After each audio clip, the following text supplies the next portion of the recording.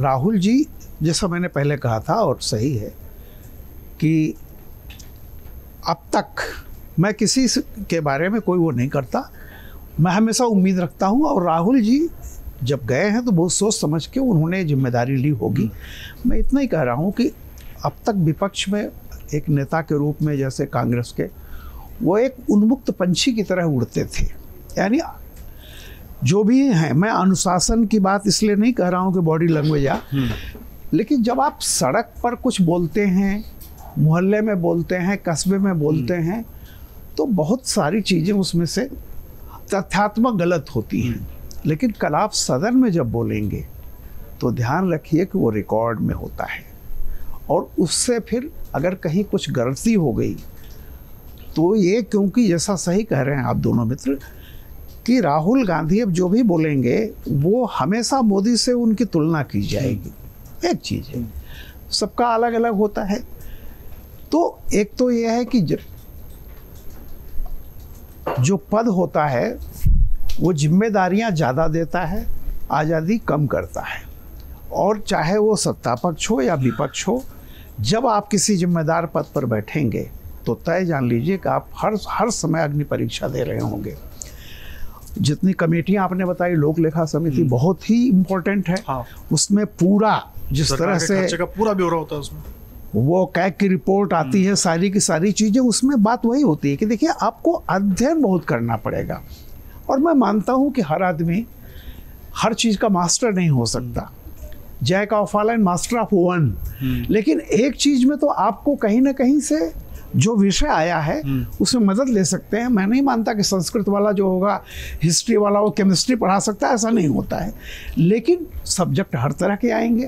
तो अब आपको, मैं बहुत विनम्रता से एक बात कह रहा हूँ, जैसा राहुल जी ने एक मीटिंग में MRP और MSP पर जैसे लगा कि अब आपको MRP और MSP जब आप बोलेंगे तो दोनों का फ़र्क समझना पड़ेगा, क्या बोल रहे हैं। मैं उम्मीद रखता हूँ, और ये मैं तो हमेशा से एक बात कहता रहा कि इस देश में सन 52 से लेके आज 2024 तक 5 साल केंद्र में ये सरकार तभी चली है जब उसका प्रधानमंत्री कांग्रेस का रहा हो या बीजेपी का, वरना नहीं चली है।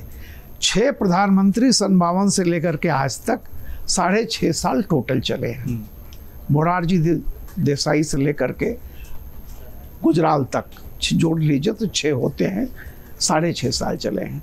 तो मैं तो बार बार इस बात को कह रहा था कि अगर भारत में एक ऐसा विपक्ष दिखाई पड़े जो विकल्प के रूप में हो, आज कम से कम इस बात में है कि राहुल ने और जो अभी, चाहे वो मिल करके जैसे भी हो, एक उम्मीद की किरण जगी है कि कम से कम देश में एक अल्टरनेट रहे। और मैं उनसे उम्मीद करता हूं, और जब उन्होंने जिम्मेदारी ली है तो अध्ययन करेंगे।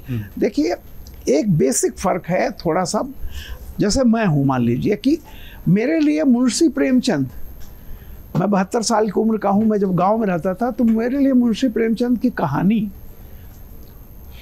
बिल्कुल उस तरह के करैक्टर मुझे दिखाई पड़ते थे, वो मेरे लिए तथ्य था, फैक्ट था।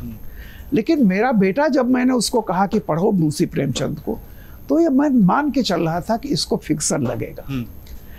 तो एक फर्क होता है। मोदी के लिए 15 साल 14 साल जीवन के उन्होंने यहाँ वहाँ हिमालय, गांव, गुरबा यहाँ बिताए हैं।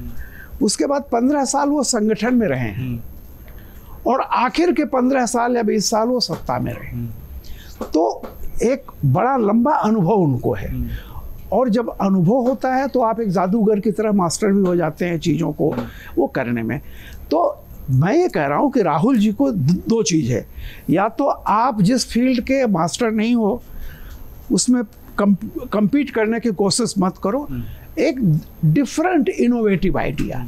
और जो अभी तक विपक्ष की तरफ से मैं सिर्फ एक चीज़ कह रहा हूँ, मत भूलिए कि 2029 या आगे चल करके ये बहुत कुछ ज़मीनी सच्चाई बदलने वाली है।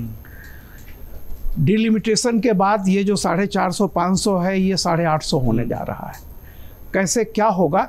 तो मैं ये कहता हूँ कि आने वाला समय जो है वो कि कौन सी चुनौतियाँ खड़ी करेगा, और ऐसे में एक राष्ट्र का मॉडल लेकर के आप, हमेशा ये बात होती है कि एक सपना हर वो नेता होता है जो हर क्रांतिकारी सपनों में जीता है और सपने दिखाता है। सपने दिखाने पड़ेंगे एक भारत का, भावी भारत का, आने वाली चुनौतियों से भरे एक हिंदुस्तान का क्या मॉडल है।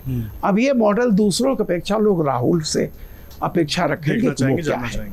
अगर आप ये वीडियो YouTube पर देख रहे हैं तो हमारे चैनल को सब्सक्राइब करें और बेल आइकन को दबाना ना भूलें। अगर आप Facebook पर ये वीडियो देख रहे हैं तो हमारे पेज को लाइक करें।